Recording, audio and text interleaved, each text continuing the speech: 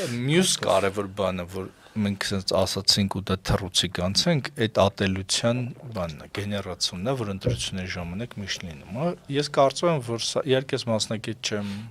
բայց ես հասկանում եմ, որ դա տեխնոլոգիա է։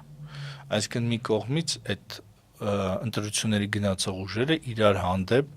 բան են գեներացնում, ատելություն են գեներացնում, որ հնարավորինս շատ ձայն վերցնեն, որ մարդիկ գնան ընտրության, որ չգիտեմ, բան անեն եւ այլն, բայց մեր ժողովուրդը ունի առանձնահատկություն, էլի, այսինքն մեր այդ ընտանեկան կապերը, մեր անձնական կապերը եւ այլն, բան դրանց այդ քաղաքական process-ները անջնջելի հետք են թողնում։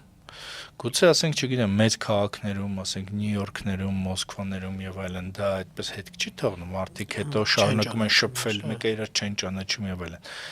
Բայց մենք այնուամենայնիվ որպես հասարակություն այդ գյուղական բանը ունենք մեր մեջ,